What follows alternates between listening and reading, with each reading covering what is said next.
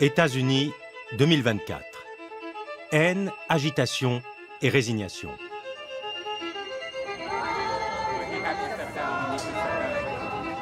De la côte Est à la côte Ouest, l'Amérique est profondément divisée. Une réconciliation est-elle encore possible? On ne veut pas entendre vos conneries.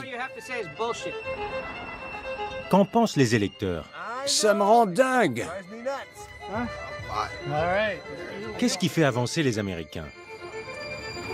Au printemps, le pays entre en ébullition. Des manifestations pro-palestiniennes secouent les universités, tandis qu'à New York, Donald Trump comparaît devant le tribunal. Pendant ce temps, à Las Vegas, une avocate compte bien faire carrière en politique et essaie par tous les moyens d'obtenir des voix. J'adore. C'est ça l'Amérique. Dans une banlieue de Saint-Louis, une jeune électrice cherche sa place dans la société. En fait, je ne veux pas que ce soit Trump qui nous représente sur la scène internationale, ni que ce soit Biden. Avec sa mère, la jeune femme défend les valeurs chrétiennes. Je pense qu'il est important d'influencer positivement les jeunes pour qu'ils développent leur capacité à devenir de bons citoyens. États-Unis 2024. Une année décisive pour l'avenir du pays.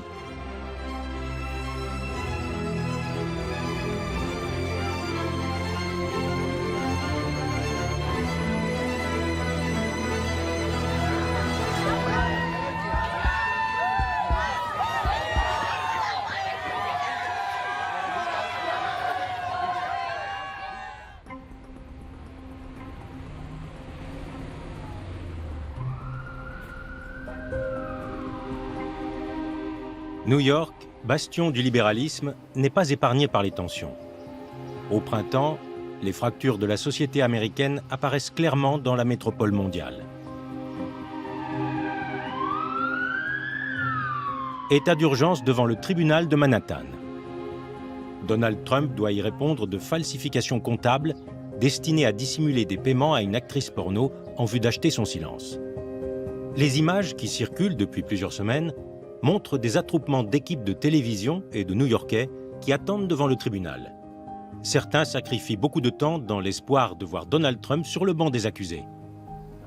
Je suis là depuis 6h30 du matin parce que je veux assister à ce procès historique. Une tête orange avec un uniforme orange. Je ne sais pas quelle sera l'issue. Le jury peut être divisé.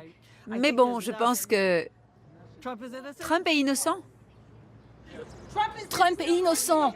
On gaspille l'argent du contribuable. On ne veut pas entendre vos conneries. Vous racontez des bêtises, madame. Je ne sais pas ce que vous prenez comme drogue, mais je n'ai aucune envie d'écouter vos délires. Allez raconter ça ailleurs. Allez, hors de ma vue. Surveillez votre langage, jeune homme. Il a déchiré notre pays. C'est fou qu'un seul homme puisse faire autant de dégâts. C'est inquiétant. Les gens qui font la queue ici, tout comme moi, on veut que justice soit faite. Je ne sais pas si ce procès est vraiment celui qu'il faut, mais c'est le seul. Alors on ne manquera ça pour rien au monde. Irréconciliables, ces Américains aux convictions opposées patientent dans la même file d'attente. Des journalistes allemands? Alors vous appréciez Trump? Allez-y, posez vos questions à Olivia. Bonjour Olivia, pourquoi êtes-vous ici? Je suis venue pour exprimer mon soutien au président Trump. C'est une vraie chasse aux sorcières. Une farce. On gaspille du temps et l'argent du contribuable. Ces policiers devraient être dans le métro et s'occuper des vrais criminels. C'est une honte pour notre système judiciaire de faire subir ça à un ancien et futur président des États-Unis.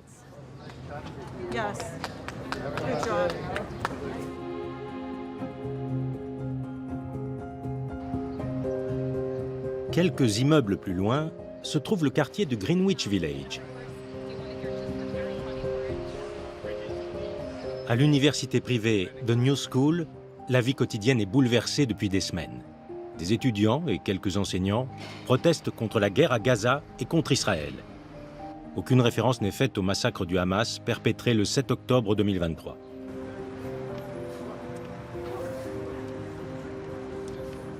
Aïcha et Djala sont étudiantes et préfèrent porter un masque devant la caméra.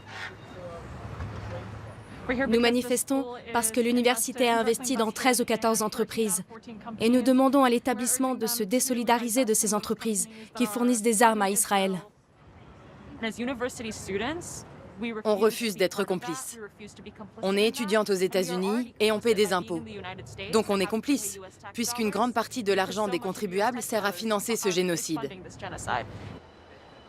Pour ces jeunes citoyens, pas question de voter Biden, le président complice des sionistes.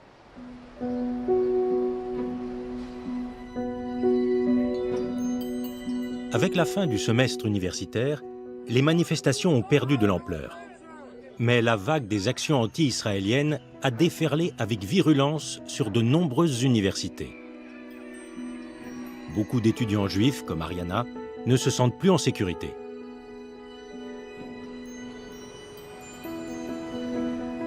La jeune fille est en deuxième année d'études en action sociale à l'université Columbia. Depuis les violentes manifestations, la fac ressemble à une forteresse. Ici, c'est l'entrée du campus principal. L'accès est très limité depuis plusieurs semaines. Je crois que maintenant, il laisse passer des étudiants et des professeurs, mais il limite l'entrée aux personnes externes. C'est la nouvelle réalité.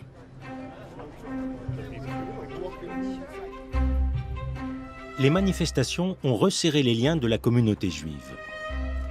Aujourd'hui, Ariana et ses amis se réunissent pour regarder ensemble le discours télévisé de Joe Biden. Va-t-il se positionner clairement contre l'antisémitisme et la haine d'Israël ? Ou essaiera-t-il de séduire l'électorat de gauche qui s'est en grande partie positionné contre Israël ?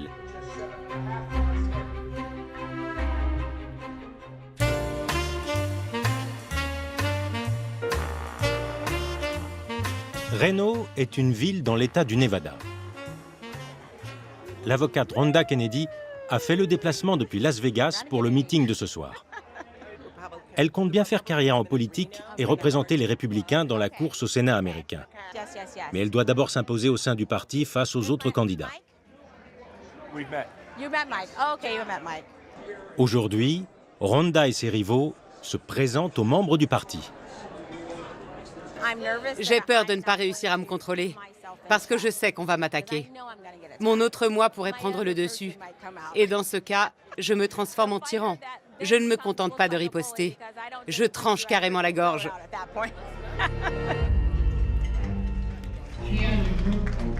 Rhonda doit s'imposer face à 7 autres candidats, dont le plus prometteur est absent au meeting de ce soir.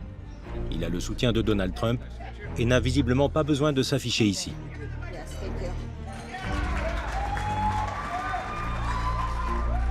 I'm a mother of 6. I'm a grandmother of 4. I'm a wife, I'm an attorney, and I'm a businesswoman. And most importantly, I'm a patriot. Sur le fond, les candidats aux sénatoriales se différencient à peine les uns des autres. Ils s'alignent tous sur les thèmes fixés par Donald Trump.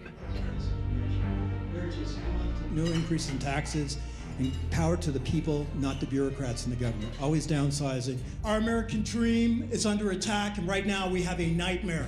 We are one election away from losing this country. And if we don't stand tall, we're going to end up like Venezuela. I will stand for a secure border, our national security. My uncle was murdered by an illegal immigrant. That needs to stop. We need to send them all back. Nevada is the second highest per capita for sex trafficking. They have no idea how many terrorists have come through that border. Juste avant la fin du meeting, l'ennemi juré de Rhonda lance des piques. Elle avance que sa rivale ne réside pas depuis assez longtemps dans l'État du Nevada pour pouvoir le représenter. I have over 30 years vested in this state. I have served, represented, and negotiated for Nevadans my entire career. Stand with me. I am the one standing for we, the people. I am asking for your vote. Thank you so much. That was another...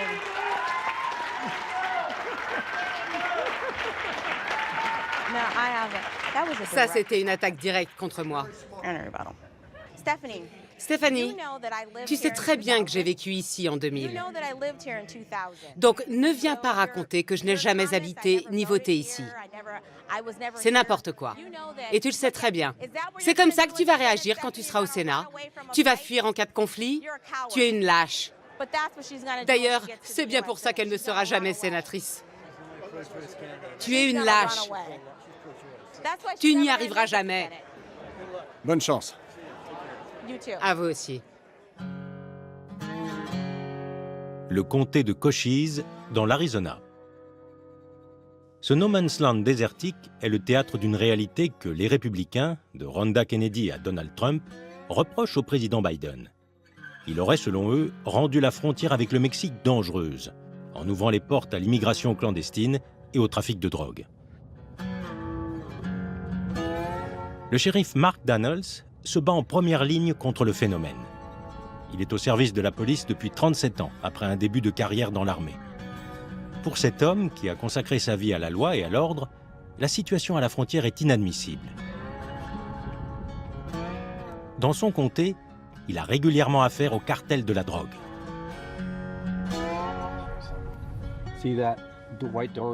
Vous voyez cette porte blanche avec le ruban adhésif noir? Il y a un tunnel là-dedans. Derrière la porte, il y avait un puits hydraulique de 5 mètres de profondeur. Le tunnel faisait 300 mètres de long et menait jusqu'à une maison au Mexique. Il a servi pendant 1 an et demi, presque 2 ans avant d'être découvert. On a inspecté les lieux et arrêté un camion qui sortait de là. Il transportait plus de 2 tonnes de drogue illégale qui avaient transité par le tunnel. On a fermé la boutique, coffré 2 individus et saisi $20 000. Ils avaient des armes automatiques. C'était un cartel. Dans son combat pour une frontière sûre, le shérif se sent délaissé par la politique. Maintenant, sous la présidence de Biden, les trafiquants n'ont plus besoin de creuser des tunnels parce qu'ils peuvent traverser la frontière sans problème. On se demande parfois. Voilà, le tunnel passait par là. Une sacrée distance.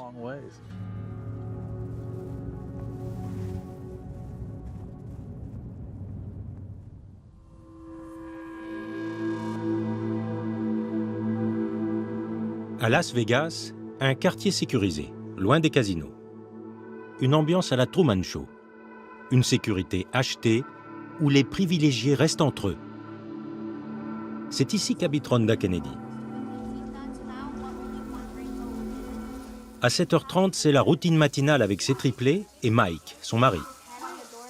Depuis que Rhonda fait de la politique, le quotidien de la famille est très mouvementé.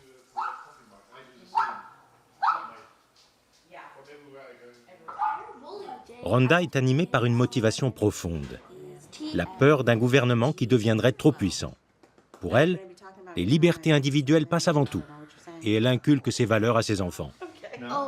Si on avait un nouveau président ou un nouveau gouvernement qui pourrait tout contrôler,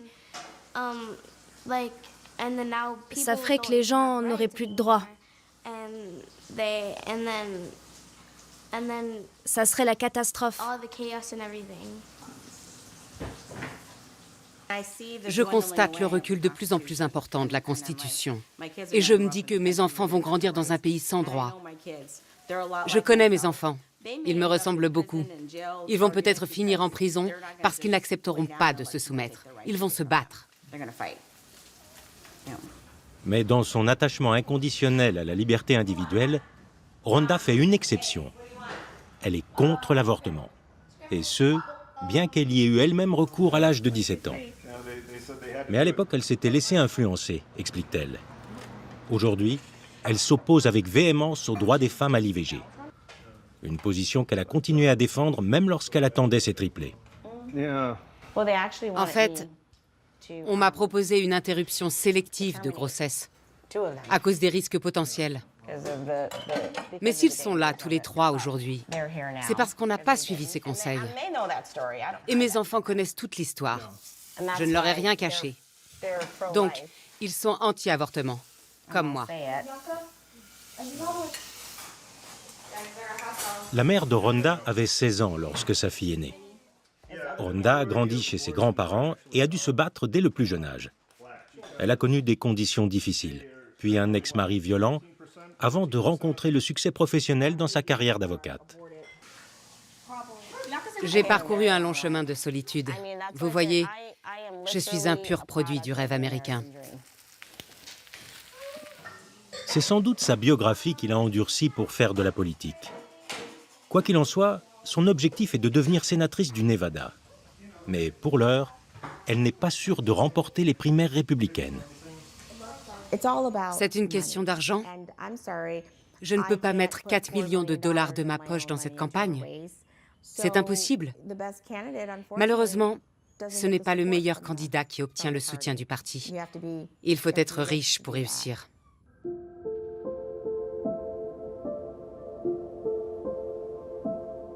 Située au bord du fleuve Mississippi, Saint-Louis est la deuxième plus grande ville du Missouri. La criminalité et les inégalités sociales sont les fléaux de cette agglomération dont près de la moitié de la population est afro-américaine. À un quart d'heure de là, se trouve Saint Peters, une banlieue aisée à l'allure idyllique.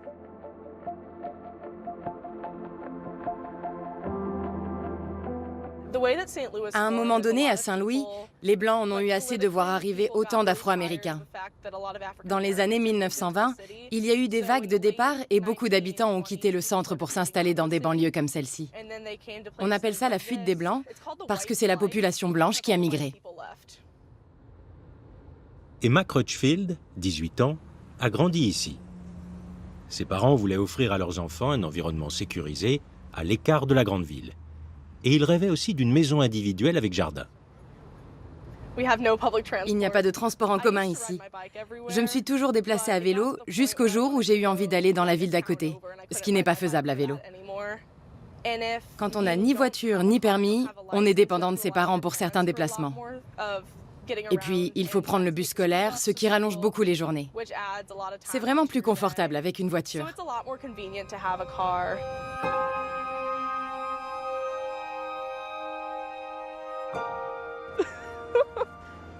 Hey, salut! Dans quelques jours, Emma passera ses examens de fin d'études secondaires. Elle a déjà passé une grande partie des épreuves et profite de son temps libre pour retrouver ses amis. Les jeunes gens échangent autour de sujets divers et variés. La plupart d'entre eux entreront à la fac dès cet été. Les frais universitaires exorbitants font partie des thèmes récurrents.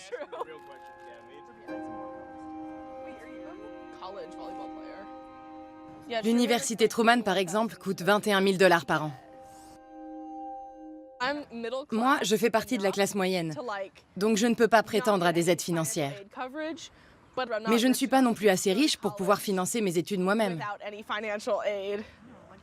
Alors il me faudra des bourses. Pour les catégories plus pauvres, les études supérieures restent inaccessibles. Et les jeunes ne placent pas beaucoup d'espoir dans les élus de Washington. Pour ma part, je pense qu'aucun d'eux ne peut nous représenter. Ces gens-là sont trop vieux. Ils sont beaucoup trop loin de nos préoccupations. Et quand ils étaient jeunes, ils n'ont pas dû avoir beaucoup de difficultés pour payer leurs études. Mais nous, on n'a pas les moyens. Et les candidats actuels ne comprennent pas ça. Les temps ont changé. Et ils veulent nous faire retourner aux temps anciens. Par exemple, acheter une maison aujourd'hui, c'est impossible. J'y pense même pas.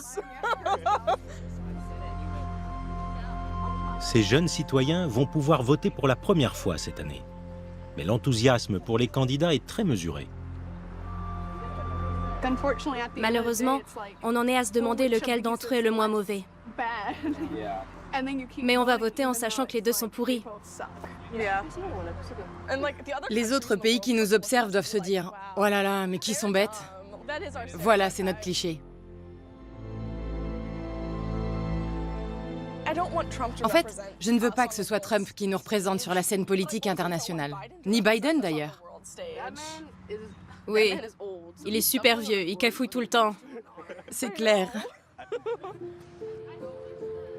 Quelques semaines plus tard, dans un débat télévisé désastreux, la fragilité de Joe Biden apparaîtra de façon évidente. L'événement aura un impact décisif sur la suite de l'année électorale.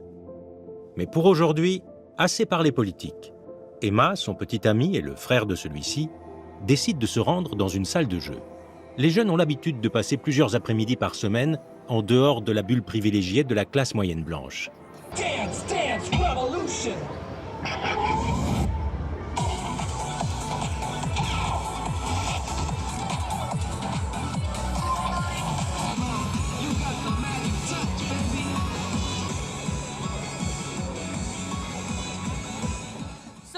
Ici, c'est ce que j'appellerais un tiers-lieu. Il y a des gens de toutes catégories sociales confondues, quel que soit leur niveau de revenu, très bas ou plus élevé. C'est intéressant sur le plan de la mixité sociale. Il y a beaucoup d'Afro-Américains et d'Indiens, même si c'est plus proche des banlieues, sans que ce soit pour autant trop loin de la ville. Tout le monde se sent à l'aise ici, ce qui fait que c'est un endroit parfait.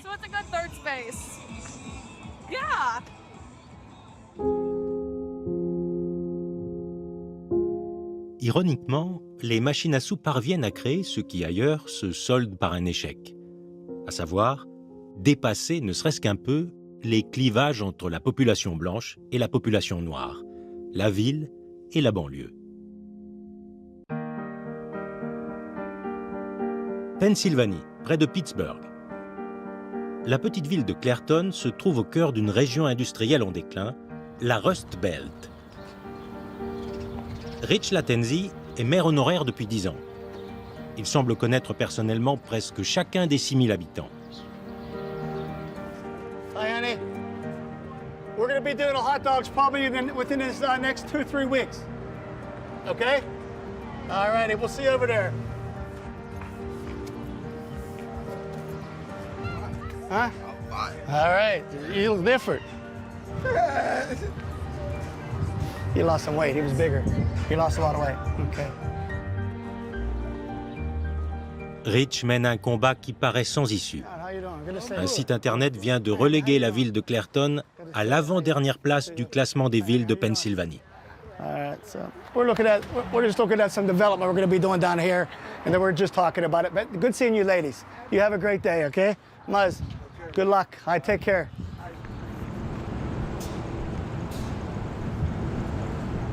Toute l'économie de Clairton repose sur cette coquerie. On y produit du coq pour les aciéries américaines. Mais le secteur est en crise depuis plusieurs années. Autrefois, l'usine comptait 10 000 employés. Aujourd'hui, il n'en reste qu'un tiers. La Pennsylvanie est un État charnière, traditionnellement démocrate, mais actuellement sur le point de basculer, comme l'explique cet ouvrier. Quand j'étais jeune, on m'a toujours dit que les républicains, c'étaient des vieux blancs riches, et on savait qu'on n'avait rien à voir avec eux. Mais aujourd'hui, il y a eu un virage à 180 degrés. Je crois que la jeune génération d'ouvriers se rapproche des républicains à cause du message porté par Trump. C'est un entrepreneur du bâtiment et un magnat de l'immobilier. Et ça parle beaucoup aux jeunes travailleurs qui votent d'habitude pour les démocrates.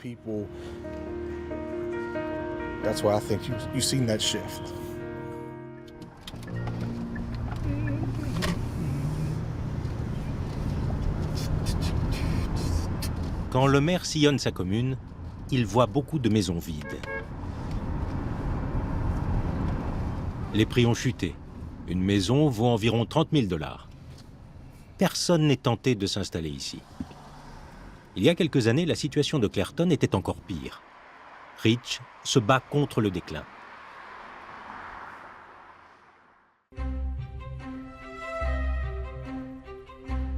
À New York, dans la colloque des étudiants juifs, on suit attentivement le discours télévisé de Joe Biden sur la montée de l'antisémitisme.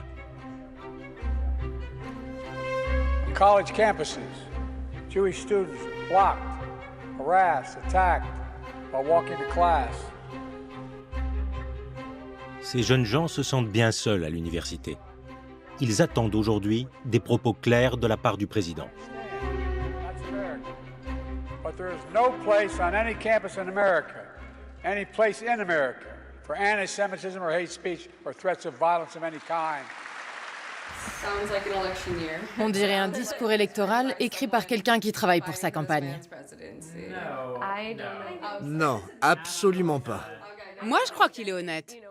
S'il se souciait uniquement de sa campagne, il tiendrait compte du fait qu'il y a tout un groupe de démocrates qui ne voteront pas pour lui, parce qu'ils considèrent que ce qui se passe à Gaza est un holocauste. Les jeunes progressistes de gauche se détournent de lui.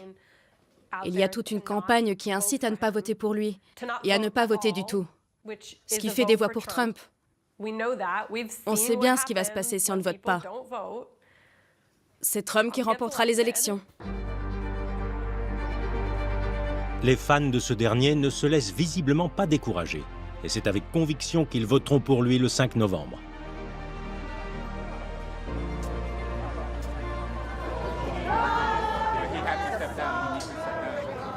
Devant le tribunal de Manhattan, ils attendent la fin de ce jour de procès et espèrent pouvoir acclamer leur idole.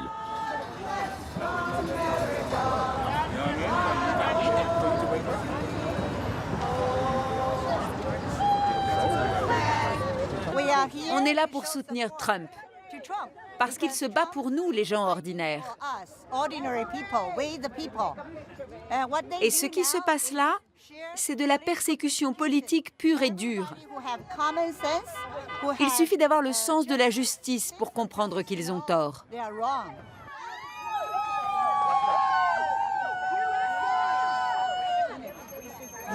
Il dit ce qu'il fait et il fait ce qu'il dit.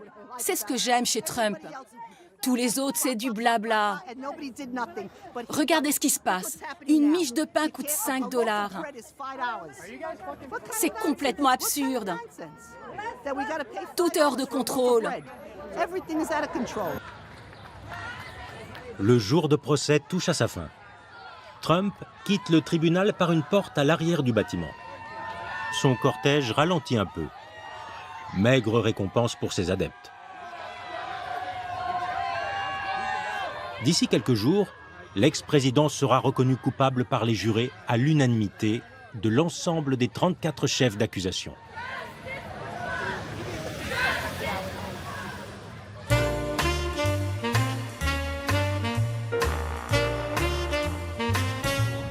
Retour à Las Vegas. Il ne reste plus que quelques semaines avant les primaires républicaines. Rhonda Kennedy obtiendra-t-elle suffisamment de voix pour pouvoir se présenter au Sénat ?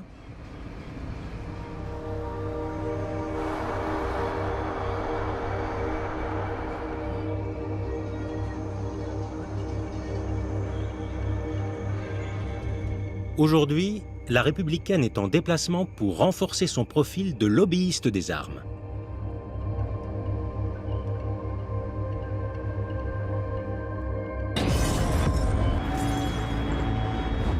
Ce clip sur YouTube est l'un des plus grands succès de sa campagne électorale. Last year during COVID, Ventura County closed our gun stores claiming they were non-essential. We put the pressure on the county to reverse its decision and reopen our gun stores. We put the power back in the hands of we, the people.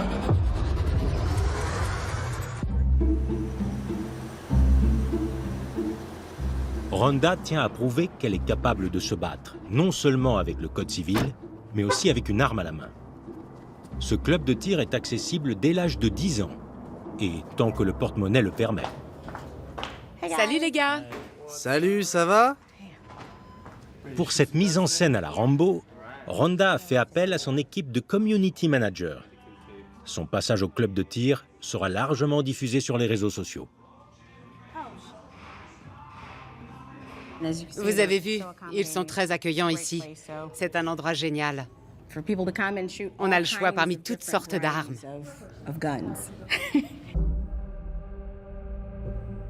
Un paradis pour les adeptes d'armes à feu. La plupart des fusils et pistolets sont en vente libre.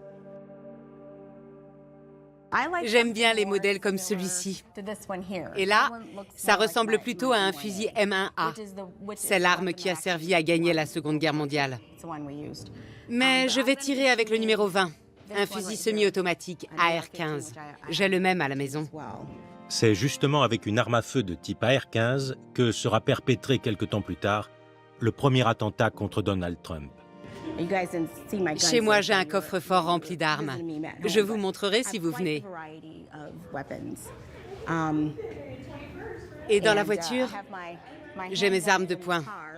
Regardez là, le numéro 1. C'est le revolver Dirty Harry. Regardez-moi cette bête. Et le numéro 37, c'est une carabine à plomb. C'est la meilleure arme d'autodéfense à la maison. Quand vous vous défendez chez vous, vous voulez être sûr de tirer sur votre agresseur et pas sur votre famille ou vos voisins. Le deuxième amendement est très important. Et pas seulement pour l'autodéfense à la maison. Nos pères fondateurs ont rédigé le deuxième amendement pour que les citoyens puissent se défendre contre le gouvernement. Parce que si les citoyens ne sont pas armés, le gouvernement peut faire d'eux ce qu'il veut. Les gens n'auraient pas la possibilité de se défendre. Rhonda est très sérieuse. Elle serait prête à prendre les armes face à un gouvernement qui ne lui conviendrait pas. Au tribunal, j'ai défendu avec succès 2 rebelles du 6 janvier. Ce sont des gens qui se sont levés et qui se sont battus. Nous vivons une période très inquiétante en Amérique. C'est très important d'apprendre à tirer avec précision. Comme ça, on ne gaspille pas ses munitions. En d'autres termes, l'avocate vient s'entraîner ici en vue d'une éventuelle insurrection contre le gouvernement américain. Les individus qui ont pris d'assaut le Capitole le 6 janvier 2021, après la victoire de Joe Biden aux élections présidentielles, sont, aux yeux de Rhonda, des héros qu'elle a défendus au tribunal.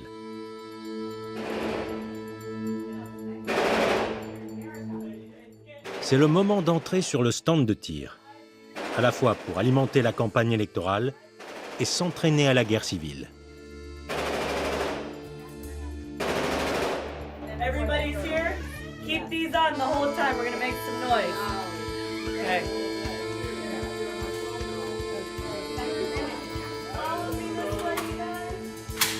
Make yourself at home.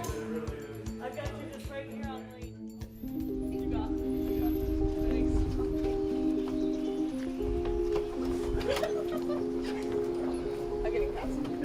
Un dimanche matin à Saint Peter's, dans la famille d'Emma.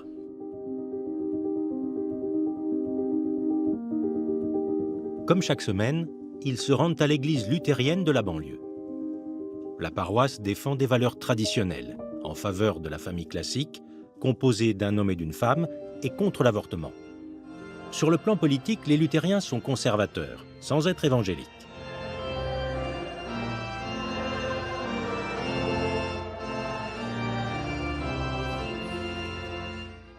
Au sous-sol de l'église, Emma accueille les plus jeunes chrétiens pour l'école du dimanche. Tu viens avec moi? Allez, viens! Avec sa mère, elle assure le culte pour les enfants. Quelqu'un se rappelle du roi Salomon? Non? Ah, ça c'est bien. Ce sont des gens qui prient. Les gens viennent prier à l'église, mais on prie aussi à la maison. Les enfants de notre paroisse, de l'école maternelle jusqu'au CP, apprennent ici l'histoire de Jésus à travers des ateliers de bricolage et des récits. Moi, je souhaite devenir enseignante du secondaire. Mais j'aime aussi ce que je fais ici. C'est une bonne occasion de rendre à ma paroisse ce qu'elle m'a donné. J'aimais bien l'école du dimanche quand j'étais petite fille.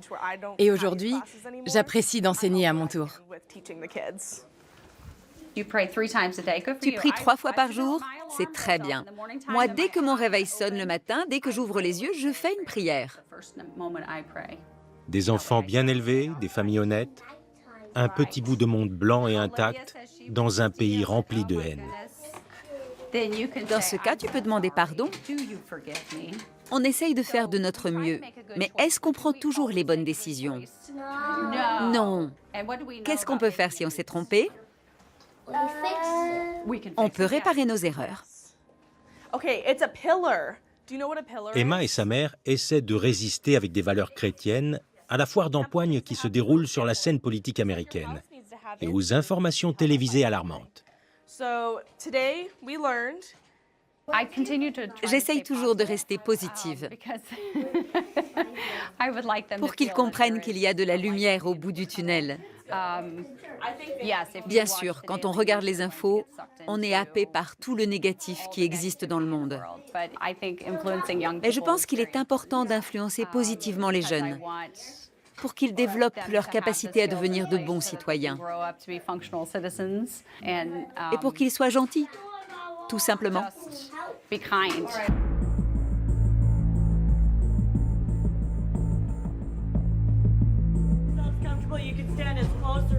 À Las Vegas, Rhonda Kennedy est impatiente de prendre les armes.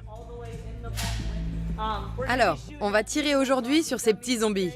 Si vous touchez la tête ou la poitrine, vous verrez peut-être s'échapper de la fumée colorée. Je vais vous chercher une arme. Je vous donne le Noisy Cricket. C'est un modèle que nous avons conçu nous-mêmes. À la base, c'est un AR-15 à canon court, qui est entièrement automatique. Quand on tire, on a l'impression que des feux d'artifice sortent du canon. Les deux détentes, ma chère. Très bien. Tu es bien installé? Tu vois le laser rouge? Je le vois. Là, c'est ta cible. Allez, je me décale et c'est à toi de jouer.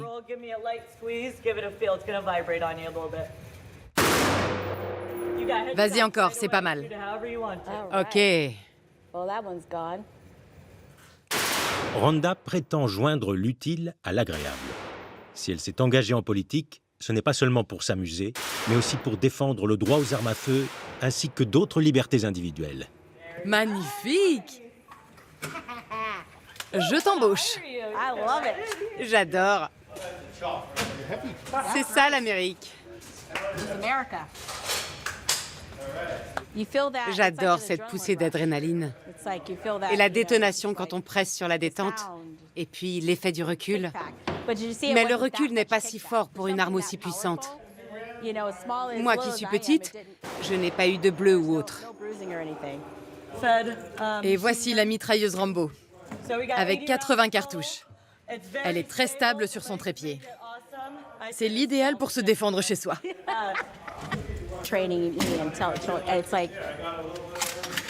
C'est un cliché de dire que la violence, c'est seulement pour les hommes baraqués. Les femmes aussi aiment les armes. Et comment? Prêts, les gars? Oui. Alors c'est parti avec Rambo. 3, 2, 1, appuie bien fort.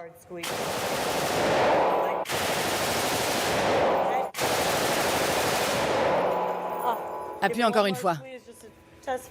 Parfait. C'est du bon boulot. Oh là là, j'adore. C'est pour des particuliers? Oui. En tant que civil, tu peux acheter la version semi-automatique, qui est un peu moins sympa. Pour la version automatique, il te faut une licence spéciale de classe 3. Quelques mois plus tard, la nouvelle candidate démocrate Kamala Harris plaidera précisément pour l'interdiction générale des armes d'assaut de ce type.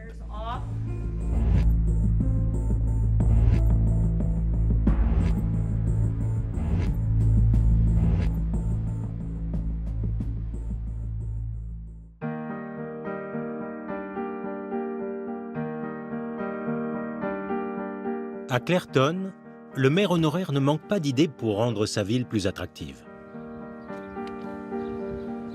Jusqu'à l'année dernière, il travaillait encore à la coquerie. Mais il a connu de sérieux problèmes de santé, dont 2 cancers. Aujourd'hui, il est à la retraite et se consacre entièrement à l'avenir de sa petite ville.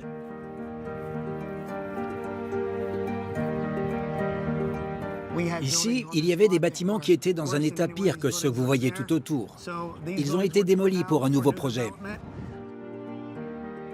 Une maison de santé doit voir le jour au centre-ville, notamment avec des consultations psychologiques pour répondre à un besoin spécifique à Clairton. La pauvreté a engendré une augmentation sévère des problèmes de santé mentale. Quand la police reçoit un appel parce qu'il y a un type allongé sur la route ou en train de lancer des pierres sur les voitures, eh bien, ces gens-là, on ne peut pas les arrêter parce qu'ils souffrent de troubles psychiques. En général, ils se font emmener à l'hôpital où on leur administre quelques médicaments et la plupart du temps, ils ressortent le soir même ou le lendemain matin. Avec ce centre de santé, nous espérons pouvoir répondre à tous les besoins des habitants de Clairton.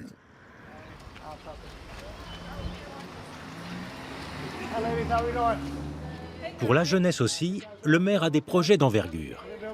Actuellement, les équipements de loisirs se limitent à un terrain de baseball et, en été, une piscine en plein air. Bonjour, comment ça va? La piscine sera ouverte cet été. On a besoin de sauveteurs. Moi, je veux être sauveteur. Il faut avoir 15 ans en juin. Moi, j'ai 11 ans. De nouvelles perspectives pour la jeunesse de Clairton.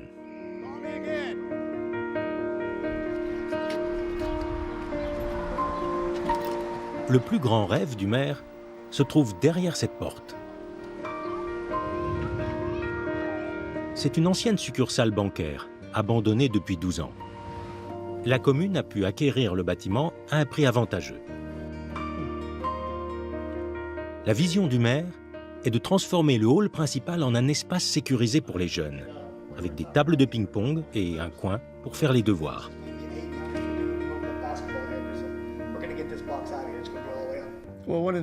Comme je vous l'ai dit, Clairton est classé parmi les dernières villes de Pennsylvanie en termes de qualité de vie. Les taux de pauvreté et de criminalité sont très élevés. Beaucoup d'enfants ont des parents alcooliques ou toxicomanes. Nous espérons que ce lieu sera un refuge où ils pourront venir faire diverses activités. Ils sauront qu'on pourra les accueillir ici s'ils rencontrent des difficultés ailleurs. Rich sait même comment offrir une seconde vie à l'ancienne chambre forte. Cet espace, qui abritait autrefois des fortunes, profitera désormais aux plus pauvres. Comme on ne peut pas enlever ça, on va le transformer en chambre froide pour une banque alimentaire, pour aider les gens qui sont dans le besoin. C'est complètement fermé et hermétique. Il n'y a pas de ventilation. Ce sera notre chambre froide. À l'époque où la coquerie tournait bien, les gens venaient faire leurs opérations bancaires ici. Cette banque conservait de belles sommes d'argent. Il fait frais et sombre.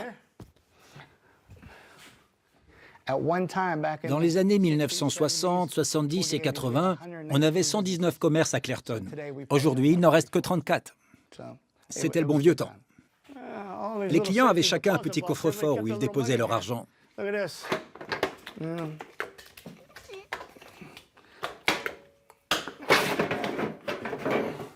Mais cette époque est révolue. Voyons voir si on trouve encore quelque chose. En tout cas, plus de sous.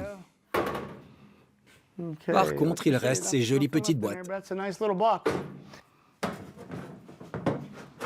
Ironie de l'histoire, cette chambre forte qui renfermait autrefois des sommes considérables pourrait bientôt être au service des plus démunis. Un projet qui serait impossible à réaliser sans subvention de l'État. Sous le gouvernement démocrate, le maire a trouvé une oreille attentive. Mais jusqu'à quand? La perspective des élections l'inquiète. Si les démocrates restent au pouvoir, il y aura un impact positif pour Clairton, parce qu'ils se soucient de la population à faible revenu et des gens dans le besoin. Les républicains sont au contraire plutôt orientés vers les grandes fortunes. En clair, l'avenir des enfants défavorisés de Clairton dépendra de la prochaine répartition du pouvoir à Washington. De retour à St. Peter's, la coquette banlieue de Saint-Louis. Deux mondes différents, dans un même pays. Pas de villa de luxe non plus, simplement une classe moyenne bien portante. Cora, la petite sœur d'Emma, tient à être filmée en train de rentrer toute seule de chez sa meilleure amie. Ce qui n'est pas une évidence au pays des possibilités illimitées.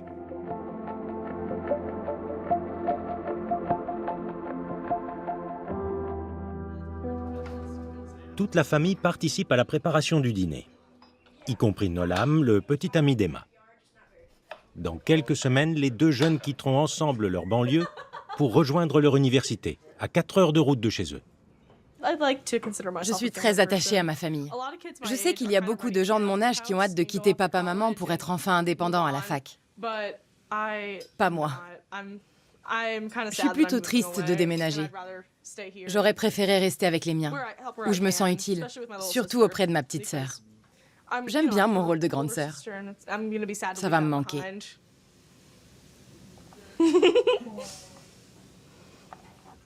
Mais je suis encore là. Je suis près de toi.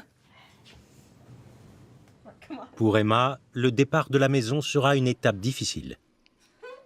Elle veut devenir enseignante et se retrouver un jour devant une classe, comme sa mère, orthophoniste, et son père, professeur de latin. La jeune femme éprouve toutefois une inquiétude et une peur très américaines.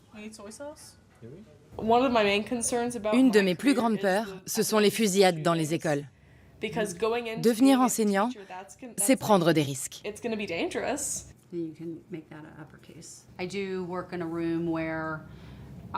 Dans la salle où je travaille, je sais exactement comment verrouiller et barricader la porte si besoin. Et comment mettre à l'abri des enfants âgés de 3, 4 et 5 ans. Il a été question que les enseignants portent une arme en permanence. Je ne sais pas si je serai prête à ça. Mais pour la sécurité de mes élèves, j'imagine que je serai un jour obligée de le faire. En tout cas, rien que l'idée de porter une arme pour aller travailler en classe, juste au cas où quelqu'un d'autre en aurait une, je trouve ça surréaliste.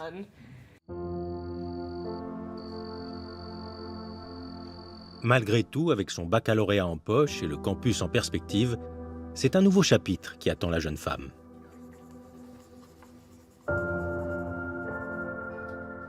La violence des armes plane comme une ombre sur son avenir professionnel. Les élections pourraient-elles changer la donne? Non, ça ne changera rien. J'aimerais bien croire le contraire, mais c'est presque pire d'avoir de l'espoir. Il vaut mieux être au clair avec le fait que ça ne changera pas. Étant donné le degré de violence qu'on a vu avec ces fusillades, c'est difficile de croire au changement.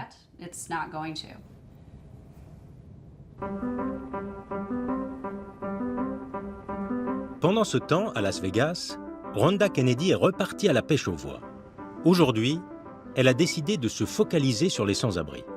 Depuis l'épidémie de Covid, le nombre de SDF a légèrement augmenté dans la ville. Ils sont actuellement près de 6 000. Good morning. Good morning. Good morning. Good morning.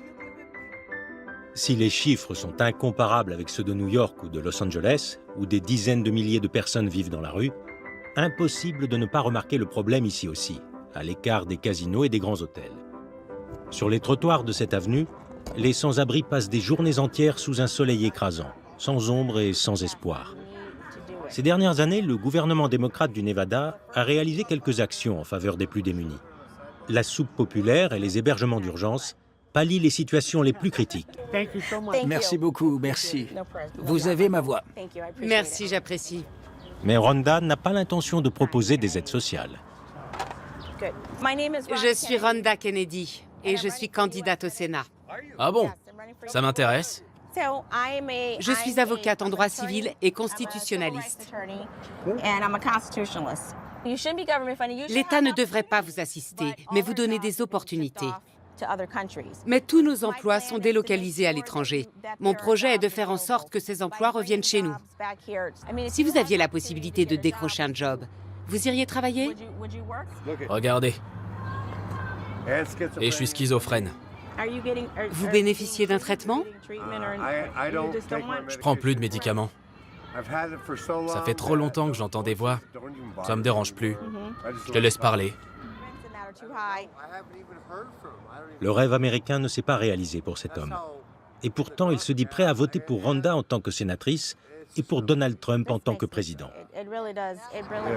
Si quelqu'un comme elle le fait pas, qui c'est qui va le faire? Je trouve que Biden est une mauviette. Alors que Trump ne se laisse pas faire, il s'en fiche. Je sais qu'il est arrogant et c'est pénible de l'écouter. Je le sais très bien et ça me rend dingue. Mais bon, il se laisse pas marcher sur les pieds et il prend soin de nous. Alors ce sera lui le nouveau président. Et il n'est pas le seul ici à partager cet avis. Messieurs, vous êtes inscrits à un bureau de vote? Je vérifierai auprès du foyer d'hébergement parce qu'il devrait vous proposer la possibilité de voter. C'est très important. Rhonda aborde régulièrement et de manière très ciblée des Afro-Américains qui traditionnellement votent plutôt démocrates. Au sein de son propre parti, personne ne partage cette stratégie. On m'a dit qu'il n'était pas souhaitable que ces gens-là récupèrent le parti. Alors qu'on a besoin d'élargir notre base. En tout cas, en ce qui me concerne, je vais continuer à inscrire mes frères et sœurs chez les Républicains. Là, tu as le QR code. En campagne auprès des sans-abri, Rhonda garde son sens des affaires. Ce jeune homme lui demande de l'argent, mais il devra le mériter. Je loue une chambre pour 20 $ par jour. Donc 100 $ par mois. Ouais, c'est ça. Alors, si je pouvais avoir 20 $ pour mon anniversaire... Ok, alors, voilà ce qu'on va faire. Moi, je crois au rêve américain. Alors, je ne vais pas te donner 20 $ en cadeau. En revanche, je te propose de les gagner. Tu peux distribuer les cartes de visite pour ma campagne et en contrepartie, je te donnerai 20 $. Je suis partant. Marché conclu. «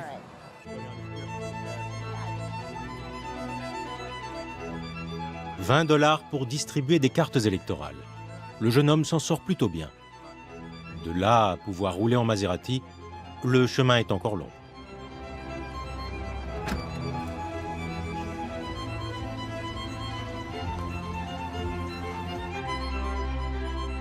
Dans le prochain épisode, à Las Vegas, Rhonda joue le tout pour le tout.